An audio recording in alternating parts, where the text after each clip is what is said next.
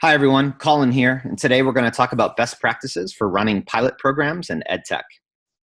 First, why do we do pilot programs? Well, the main goal of a startup is to reach product market fit. And to do that, you need to zero in on the hair on fire problems that your customers have, and you need to prove that you can address their hair on fire problems in a way that creates meaningful product usage.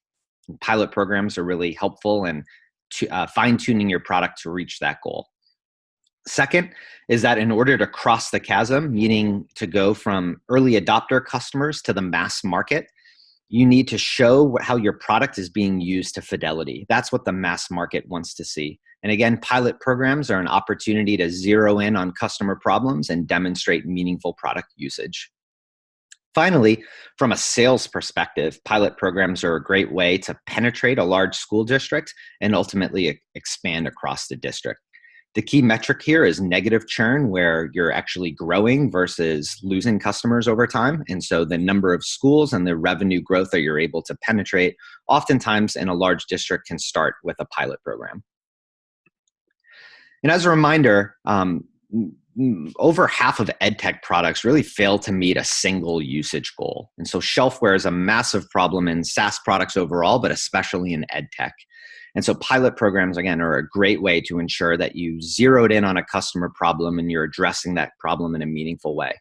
Products that aren't used aren't going to be retained, and products that aren't retained aren't going to meet business goals. I like to think that there's two ends of the spectrum on types of pilots. There's pilots that are done for research standpoint, specifically product management research, and then there are pilots that are used to drive sales. And oftentimes, companies are doing some sort of a blend of both of these things. From a product management research standpoint, I tend to think of pilots as something that can be paid or unpaid depending on the state of your product, and that you're using pilots to test the minimum viable product if you're very early stage, or you could be using pilots to test new features and use cases. For example, with Education Modified, we're going to be running some pilots in the spring semester to test a new product feature that we're going to roll out to everyone at the start of the school year. So we're using pilot programs to collect customer feedback and as an input into our product development process. And our goal is to demonstrate that these new features, or MVP, can lead to meaningful usage and success stories. From the sales standpoint, pilots are definitely paid. They're used as an initial customer rollout in a small number of schools or classes. They're bound for a period of time, but the key here is that there's an expectation for a larger implementation. And so the question I oftentimes get is, should I charge for pilots? And the answer is yes, to the extent that you can charge for pilots, unless you're a very early minimum viable product. I would recommend pushing to charge for pilots. It proves the willingness to pay of your customer, and you are delivering value to your customer, and so you should be compensated for the value that you're providing. The exception here when you don't charge for pilots is when your product is in such an early stage that it's more valuable to you to collect lots of feedback versus assessing the product's efficacy in a standalone implementation perspective. So a few mechanics on how to run pilot programs. A pilot program is an agreement to use your product for some period of time that should be bound to address a specific problem, and that's key to not have pilot programs be unbounded on what they aim to achieve and address. There should be expected levels of usage from the customer side, and then you should have a common definition of success and way to measure it. On a product management side, I'm really pushing to get feedback from the pilot program.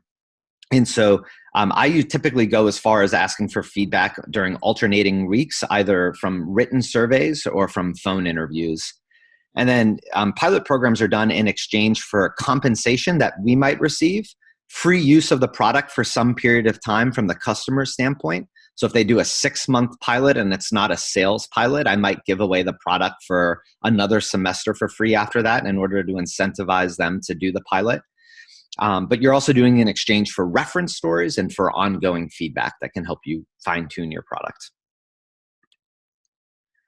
One of the things that's critical when running a pilot is the importance of measuring success and having a clear definition of what that is. So from a product standpoint, you're running an experiment with a pilot. You need to know that there's a discernible hair-on-fire customer problem. You're evaluating your ability to solve that problem for the customer. And specifically, can you reach a point of success from the customer's vantage point? And so in order to do that, you have to have a mutual vision for what success looks like and a way to measure that. Defining success is also important for pilots that are used for sales, because oftentimes pilots fall into what Kirby will call the pilot purgatory, meaning they are just stuck in a prolonged period of time where there's no clear definition of success and there's no decision point on when that pilot program is going to turn into a full sale.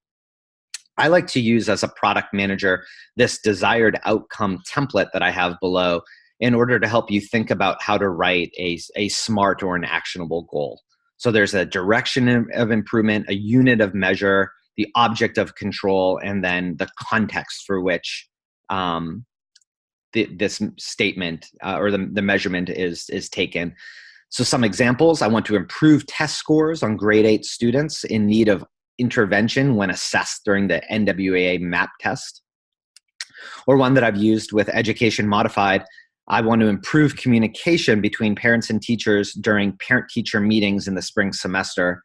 And we're going to do that by providing a survey before and after the pilot program regarding how prepared teachers feel for these meetings. And success will be determined by a lift in the teacher responses as it relates to how prepared they feel. Regardless if you're doing a pilot for product research or for sales, you want to have an agreement in place with your customers around what is the plan for the pilot and what is expected from them. And so some of the things that I would typically write into a pilot agreement, and a quick note before doing that, is that oftentimes this document would be used to recruit other teachers for the pilot. So you might get an administrator to sign on, but then they need to solicit 3 or 5 teachers to participate. And so this pilot plan that you send to the administrator, you should think about the audience beyond just the administrator, because it might actually be used to bring more teachers in. And so a brief description of the product and the pilot program. What are you doing? Why is it important that we are doing this? And again, that kind of goes to recruiting teachers. How and when will it happen? The duration, for example. Who would you go to with questions, and what professional development supports are available?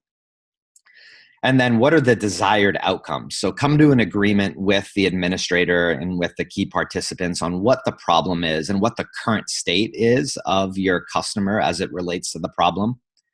What outcomes are possible or desired during the pilot period? How will success be measured against those desired outcomes?